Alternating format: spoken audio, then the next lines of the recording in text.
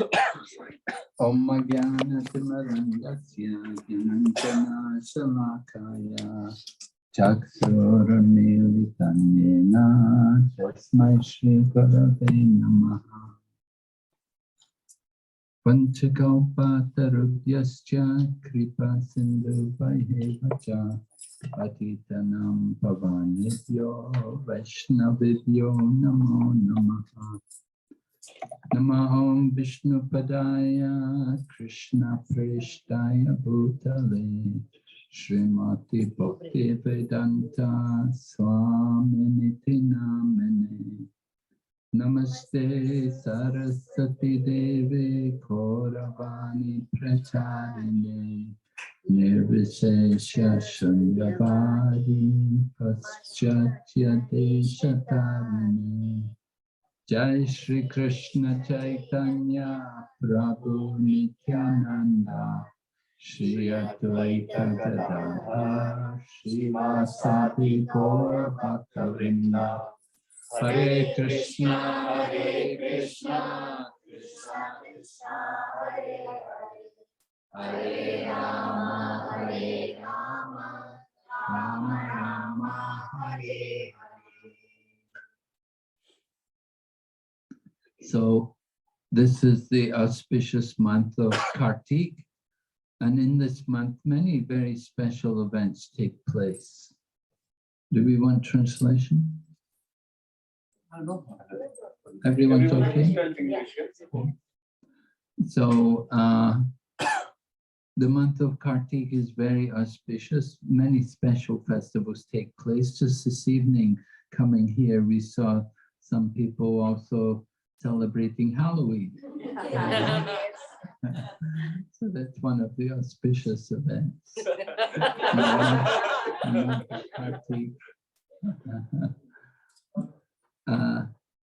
We had Govardhan Puja, and we had also the disappearance day of His Divine Grace, Srila Prabhupada.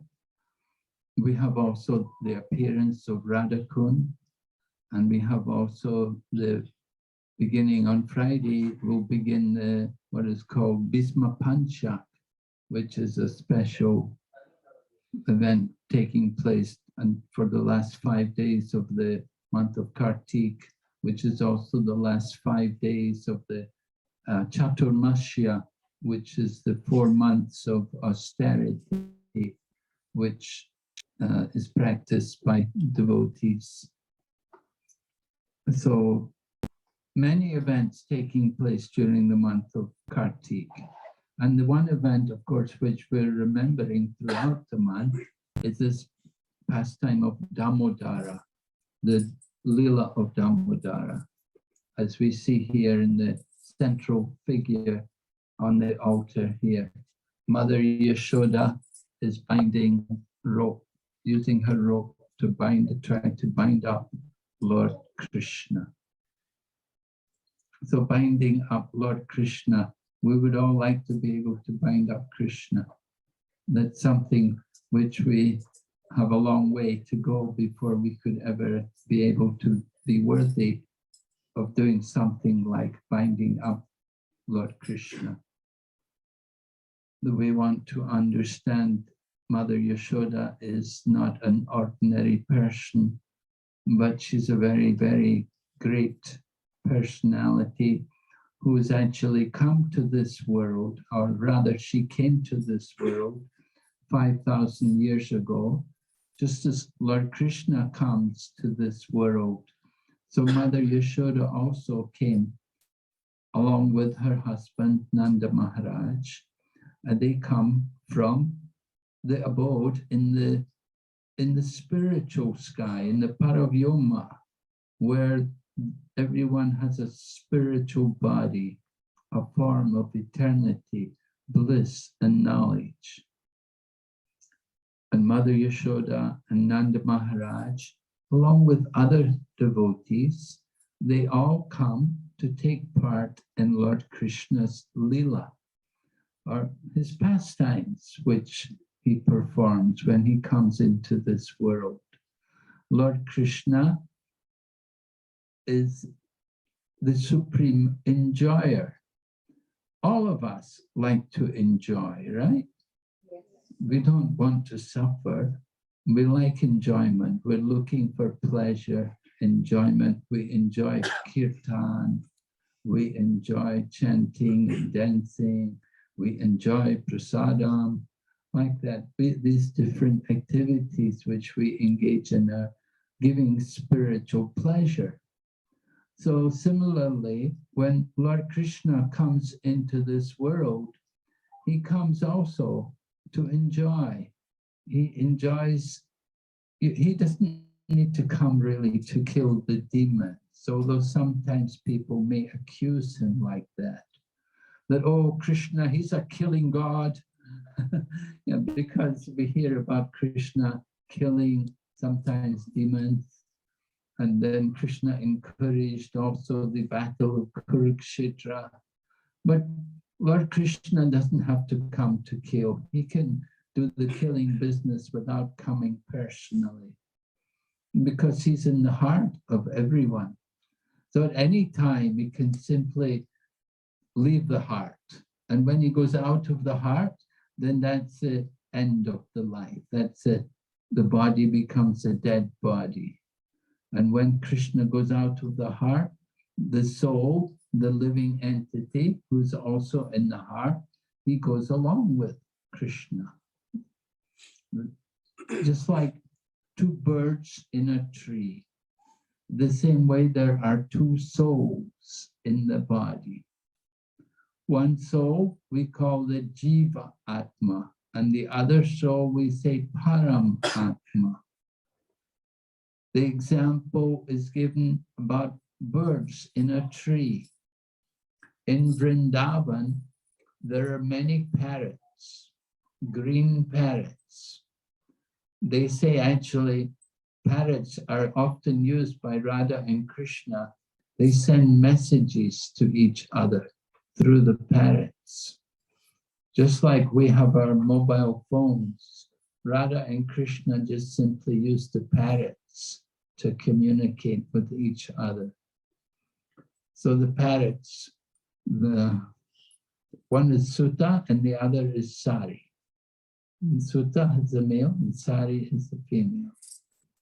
The two kinds of parrots. They're green color. And in Vrindavan, the trees are also green, the green leaves. So when the birds fly into the tree, you don't see the birds anymore. They're in the tree, but you can't see them because they're the same color as the leaves on the tree. So in this way, the birds appear to merge into the tree, but actually they keep their identity, they keep their individuality. In the same way, the soul enters into the body. Without the soul in the body, then it's simply the dead body. There has to be the soul.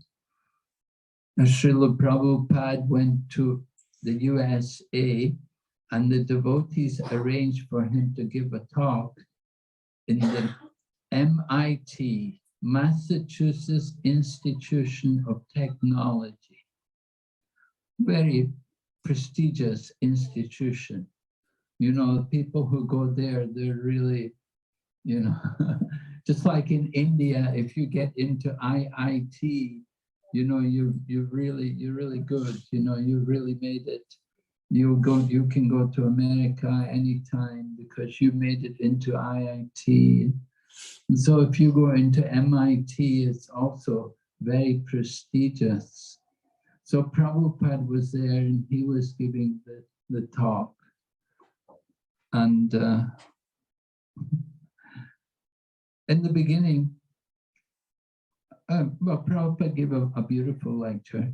And then people were asking, he said, are there any questions? And so naturally, you know, MIT, they're very intelligent people. They had questions. But whatever questions they asked, Srila Prabhupada just went right through them, just, you know, like somebody said, someone was talking about this person who claimed, he was talking about, he said, revolution. He said, you know, he talked about Russia and they had the revolution. And he said, don't you think this is good, you know, free the people from the bondage of slavery? And Srila Prabhupada just said to him, he said, are the people free? You think the people are free just because they changed from one system of government to another? Does it mean the people are free? And Prabhupada asked, can you say the people are happy now? And the young man said, well, no. And so Prabhupada said, then what is the use? The people are no happier than they were before. You simply changed the government. It didn't make any difference to the lives of people. In this way, Srila Prabhupada was dismantling all of the thinking which these young people had. And very quickly, they realized they weren't going to defeat Srila Prabhupada. And then Srila Prabhupada brought up the subject of what is the difference between the living body and the dead body. And then nobody could answer. You know, they were trying to give some material formula to understand the difference between life and death. Generally, scientists don't accept the existence of a spiritual energy, but there is such a thing as spiritual energy. And that spiritual energy is coming from the soul. The scientists, they cannot explain what is the source of energy behind the heart, which makes the heart beat. And sometimes people ask, what happens when they do heart transplant? And Srila Prabhupada explained very clearly what happens when they do a heart transplant. He said, just like you have your car and you change the seat in the car. You know, maybe you didn't like the seat which was in your car and you want to put in a different seat in the car. So you change the seat, but the drive is still your car. You just changed the seat. You're going to get in the car and drive it. You just change the seat. So similarly, when they change the heart, it's simply the soul is changing its seat. The heart is like the seat of the soul. So you take out one heart and you put in another heart. And the soul gets out of the old heart and then gets in the new heart. The person is the same because the person is not the body. The person is the soul. And the soul is not material. Sometimes people do experiments to try to measure the soul, the weight of the soul. They did, you know, they were waiting, somebody was going to die. They knew this person was going to leave the body. So they were carefully measuring the weight of the body, and they wanted to get the weight of the body immediately after his death. But they couldn't detect any difference between the weight when he was alive and the weight after he'd left the body. They could not detect the weight because the soul does not have weight. The soul is not material, it is spiritual. Spirit is the energy of the kingdom of God. In the Paravyoma, in the spiritual sky, it's all spiritual energy. And the nature of spirit is Sat Chit Ananda, eternal, full of bliss and knowledge.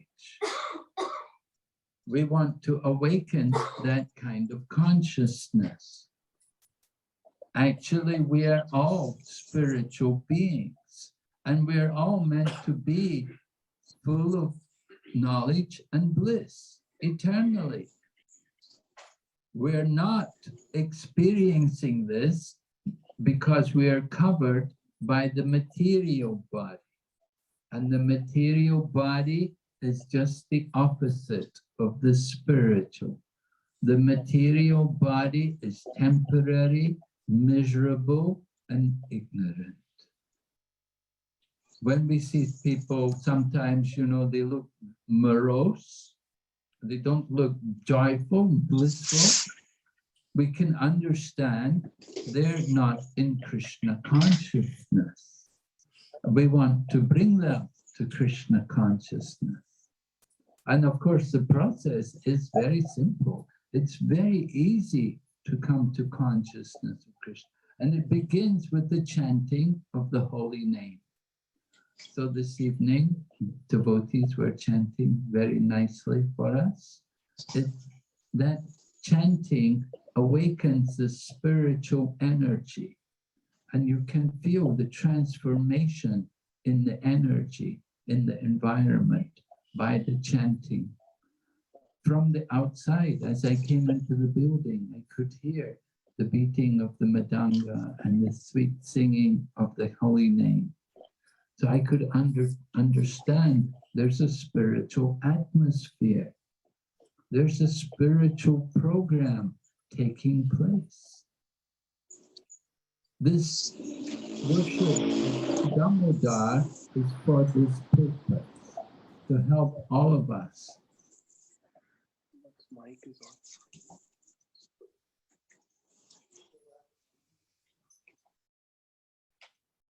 This month of Damodar, this program is to help all of us to awaken our consciousness, our spiritual consciousness. We all have consciousness, but there are different levels of consciousness. For example, a tree also has some consciousness. They also have some life, but their consciousness is very covered because of the type of body which they have. But you can see there's life. You can tell when a tree is alive and when it's dead. There's a difference. The trees grow up towards the light, towards the sun. So there is life in the tree, but it's very restricted because of the body. Our Damodar Leela, this Damodar pastime, tells about Lord Krishna pulling the mortar which Mother Yashoda has tied Lord Krishna to. And Lord Krishna pulls that mortar between two big trees which are growing in the yard of Nanda Maharaj. Lord Krishna, although he is only a small child, he has a spiritual body. Just as we celebrated the Govardhan Puja, and we heard how Lord Krishna had picked up the Govardhan hill. Now, it's inconceivable how anybody could pick up a hill, any kind of hill. What to speak of Govardhan hill, which is Giriraj Govardhan. It's a king of mountains, but Lord Krishna could pick it up. And how did he pick it up? With his left hand. Now, usually we use right hand. The right hand's stronger. Lord Krishna picks it up with his left hand and holds it with one little finger. Not for a few moments, but for 7 days and nights. How is it possible? It is inconceivable. And that is one thing which we have to understand. In order to properly understand Lord Krishna and his Leela, we have to understand that there are such things as Achintya Shakti, or the inconceivable energies. Lord Krishna has that kind of energy, unlimited, inconceivably powerful. We see examples of this Achintya Shakti in our everyday life. Every day you experience the sun. The sun is giving off so much heat and light. Every moment, the heat and light which is coming from the sun is of a huge amount of energy, which could last many, many, many years. But that's not just one moment for the sun. So the sun is just one example of the inconceivable potency.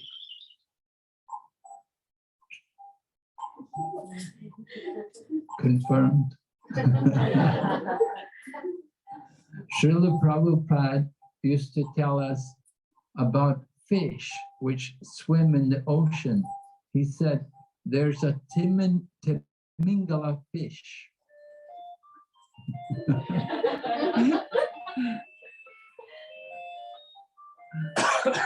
And this Timingala fish can swallow whales. We were all very surprising. A fish which can swallow a whale, but it's told like that. Just like there are dinosaurs from the past, we know that there were dinosaurs on the planet. So in the same way, there are such living entities, inhabitants in the ocean, aquatics, like Timingala fish, which can swallow a whale. And there are gigantic birds which can fly from one planet to another. We just see little sparrows and so on flying around. But there are actually huge birds, just like Garuda. He can fly through the universe from one planet to another. So there are many examples of this inconceivable potency.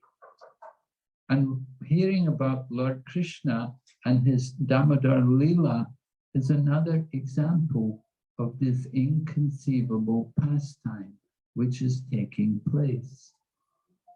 Lord Krishna is coming for his pleasure. He likes to enjoy. And one of the ways in which he enjoys is by just being with his devotees. He enjoys loving relationships with his devotees. Just like we enjoy when you have Diwali, probably you were together with your family. You have, for example, you have servants, you have also friends, you have parents, and you may have also lovers. So these are generally the different relationships which are there. The relationships which we enjoy, they're enjoyed to the fullest extent by Lord Krishna. Lord Krishna also has his devotees, and different devotees have different relationships. Mother Yashoda enjoys being the mother of Lord Krishna. Nanda Maharaj is father. In the same way, Lord Krishna has also friends. He has also lovers, it's the gopis, and he has also servants. The different friendship, different relationships are there. And it's all for the pleasure of Lord Krishna. We also have a relationship with Krishna.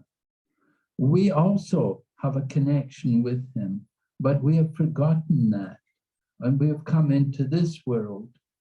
We're forgetting our eternal world. Just as we have a home here, we have also a home in the spiritual world, in the spiritual sky. And Lord Krishna, he comes to this world to invite us all that we can go back there, to attract us to go back to him.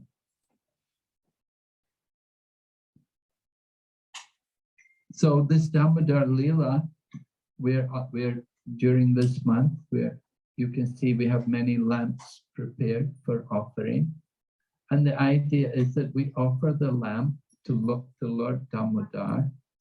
And just by offering the lamp to the Lord, we get a blessing. It's like an offering. In the Bhagavad Gita, Lord Krishna explains that you can offer a leaf, a flower, a fruit, or water. Now, Lord Krishna is not greedy to get our offerings, but what he wants is our devotion. He wants our love. He has many goddesses of fortune. There are many Lakshmis there serving him in the spiritual sky. So he's not greedy to get our offering of fruit and flowers. But what he does want is a little devotion from us.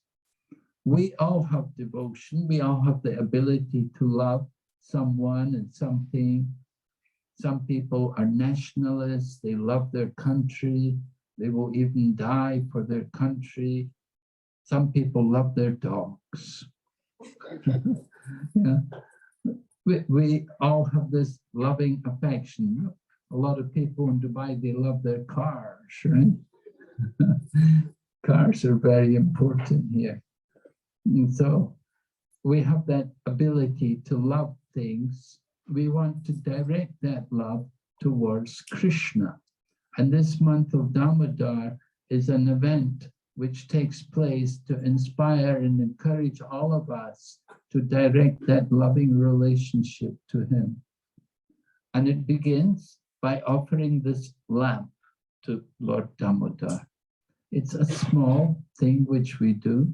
We just simply take the lamp and we offer it in circles to the Lord and then place it before him.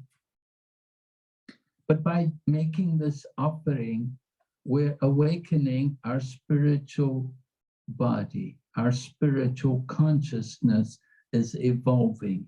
It's coming about just simply by this little act. It's described how there was a young woman who was born in a very wealthy family, and she was very beautiful.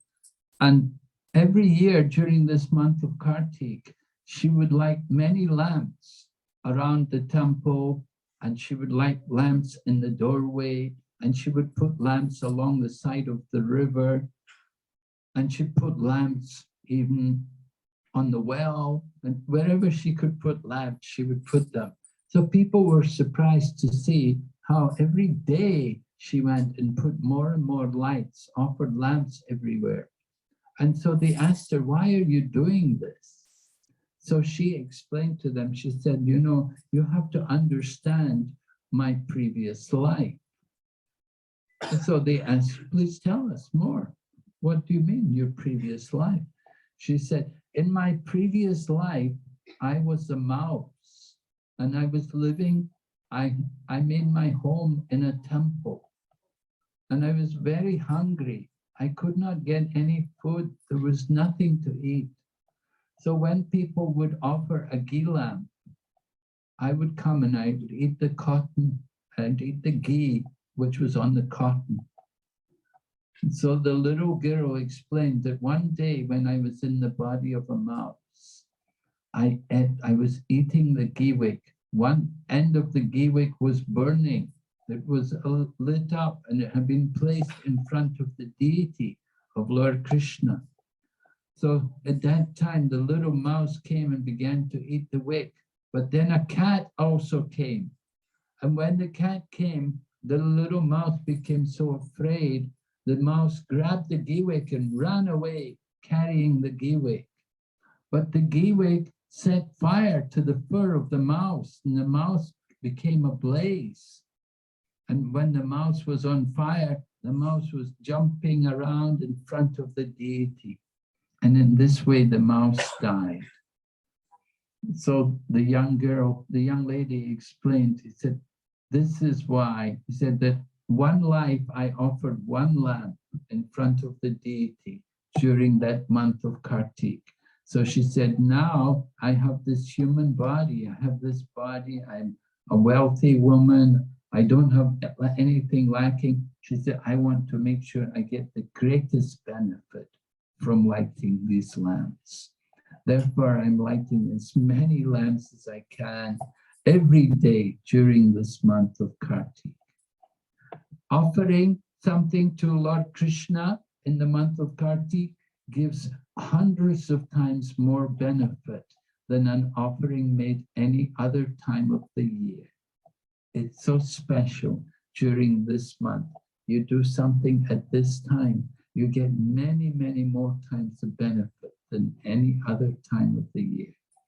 So it's very special. So we want to encourage all of you also to take the opportunity tonight to offer one lamp to Lord Damodar. And you can also make a prayer in your mind, in your heart. You can also ask Lord Damodar, please help me to develop my spiritual consciousness. Because simply being unconscious of the body, this is not actually our real self. And that we all know, this body is temporary, but our soul is eternal. And if we can develop this consciousness of the soul, then we can achieve the greatest benefit. That benefit means get out from this world of birth and death. Take a spiritual form. We have a spiritual form and we have a place. We have an opportunity to join, to be with Lord Krishna in his own abode and to take part in his pastimes and to be with the gopis. You like chanting the holy name? The gopis are chanting the holy name. Every day and night, they're chanting and singing the glories of Lord Krishna. So in this way, the devotee passes his time in remembrance of Krishna. So are there any questions before we offer the lamp? Anyone has any question? Everyone can understand? One question, the word offering is to give what we have to the Lord in the mood of devotion, right? And sometimes it is also translated as dan, charity. So the question is, why is it that it is used as dan, like deep dan? What's the difference between when we say offering the lamp or giving dan to dan of light? Is there any difference, or it's just a question of linguistics? Or just a question of language? Language. Well, there are, sometimes dan is usually you're giving something to somebody who's needed, yeah. So in lower, But what we actually want to do is we're giving to something higher, right? We're offering to Lord Krishna. So it's not actually done, but we're looking to get the blessings, to get the mercy from Lord Krishna. You give charity to the needy person or for some good cause. But when we make an offering to Lord Krishna, we're giving what is actually his. We're recognizing him as the proprietor. And this is stated like in Bhagavad Gita, that we should understand Krishna is the Maheshwar, right? He is the proprietor of everything. And we want to understand him in that way, that everything is his. Bhakti yoga is not giving anything to Krishna, because in Bhakti yoga, Everything is Krishna's. You don't have anything to give him, it's all his. In karma yoga, however, you do karma yoga, you're thinking, I'm giving this to Krishna. We're thinking I'm giving something to Krishna. But in bhakti yoga, we understand it's all Krishna's. I'm just giving what is his. I have nothing of my own, it's all his. Of course, sometimes people say it's all his, but they're very expert in using for their own sense gratification. But so when we say it's really Krishna's, we want to use everything for Krishna, for Krishna's service. Hare Krishna Maharaj. Thank you for your enlightening session. Maharaj, we hear about the loving devotional service. So, how do we develop that resolute determination for progressing in spiritual life, because there are so much diversions, in this materialistic way of life we are living, and we have different ways we are occupied. So that intense feeling and connection with the Lord, how can we develop in that? What is the real process of change of that consciousness? How do we do that? Yes, how to develop that change in consciousness. It's very important for us to do what we call sadhana bhakti, or the regular practice of the activities of devotion. You want to have some kind of regular program in your life. Just like in the morning, you have an altar like this. So we should go before the altar and we should recite some prayers, or we should chant. We should do the chanting of the Mahaprabhu, just like we chant Hare Krishna. And if you have a family, then it's even nicer. You can do kirtan together. So get the family together and get them to do kirtan together in the evening, maybe for 20 minutes or half an hour every day. If you can do something like that, just like in this month of Damodar, many families together, they're singing the Damodar song and offering the lamb.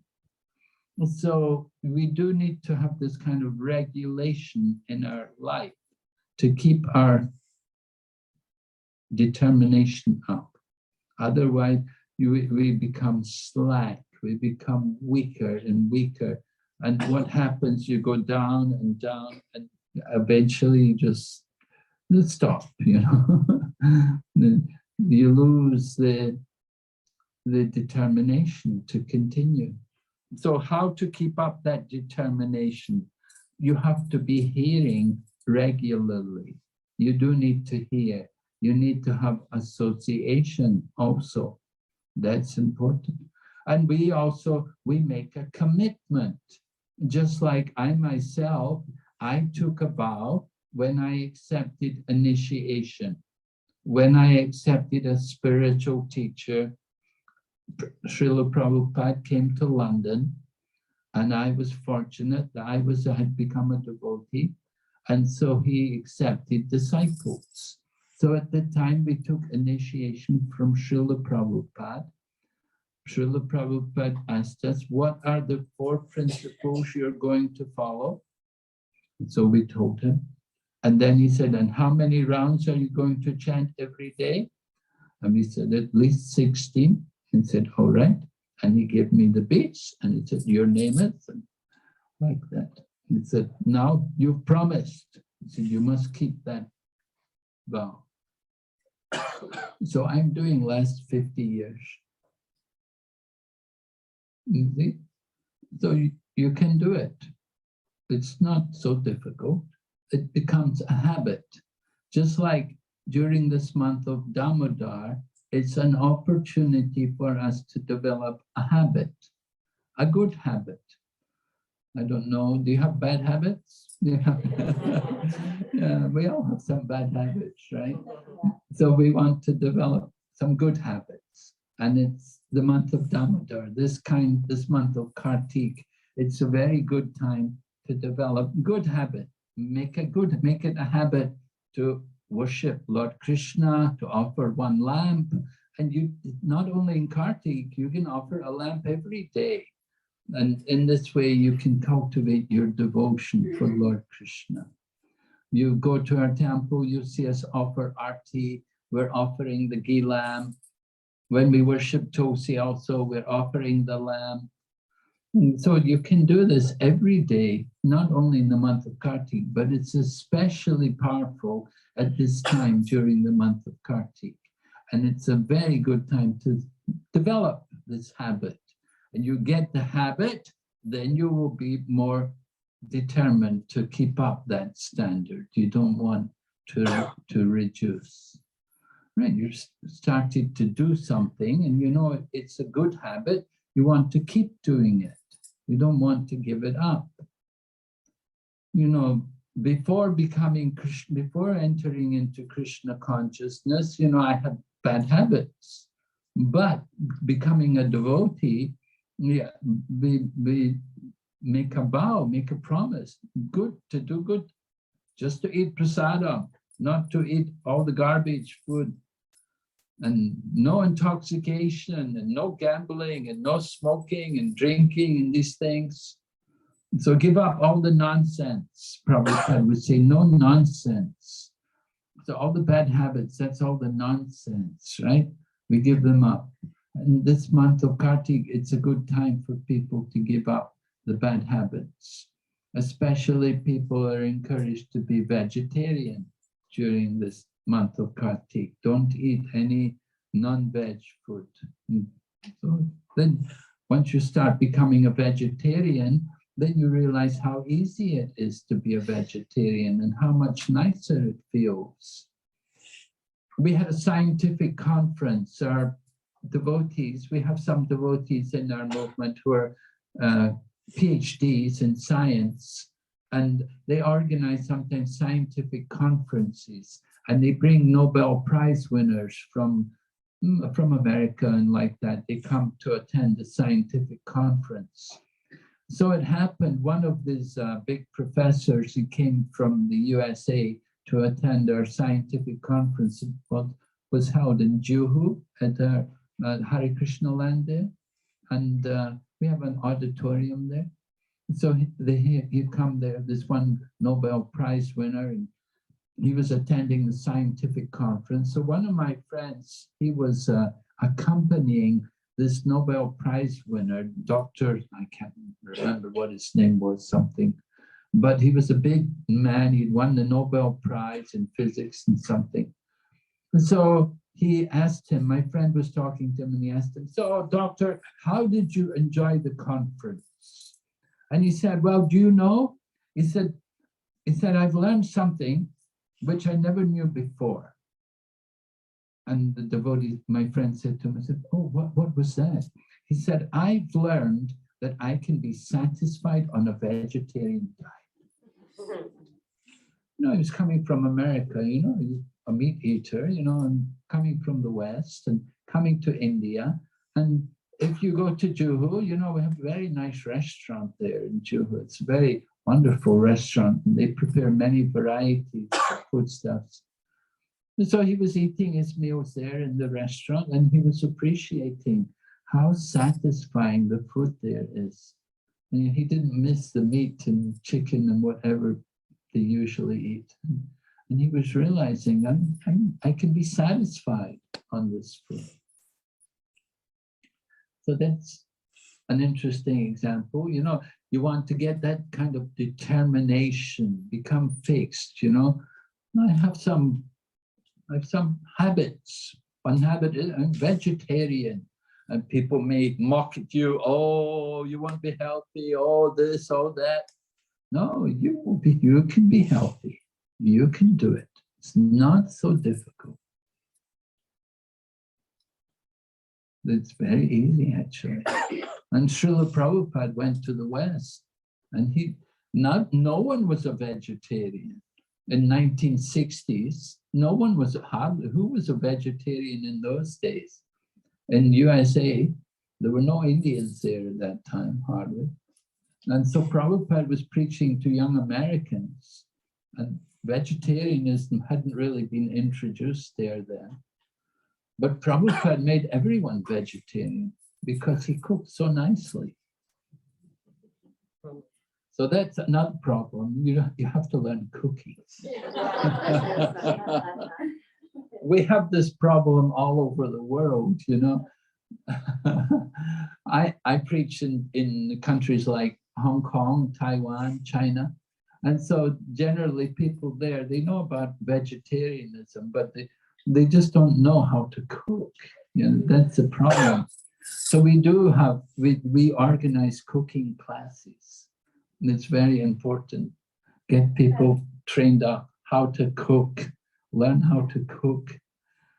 And when you cook nicely, then people will want to be vegetarian. They'll be attracted to it. These are some of the challenges. We have to make it look, sometimes people think vegetarian, you just eat green leaves and rice. You know, they don't know. They don't know how many varieties of grains and beans are there. Hmm? Hindi words. So it's very important. You have to learn cooking. You have to know how to cook nicely. And Prabhupada actually told us he learned to cook just watching people cook in the street. You know, in Calcutta, people cook in the streets. They have, you know, little table and they'll just stand there and cook. He said he learned cooking just watching people in the street. But he was expert. He was a wonderful cook. And he taught the devotees. He taught all the devotees how to cook. And then the devotees, they went, he sent them around the world and they went, they opened up centers. And you go to Australia now, you know, we have wonderful restaurants there, Govinda restaurants. And there's more and more vegetarian restaurants opening here in Dubai, right? One of our devotee members, he's got 4 vegetarian restaurants in Dubai. Yeah. Yes. Even in Uganda, I was there. There is Hare Rama, Hare Krishna. There is Govinda restaurant. Oh yeah. Yes.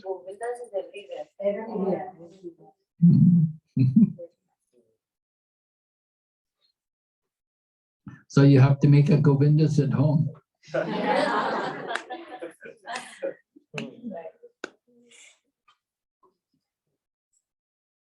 Okay, so now we will do Damodar prayer. Prabhu would like to sing for us, Damodar.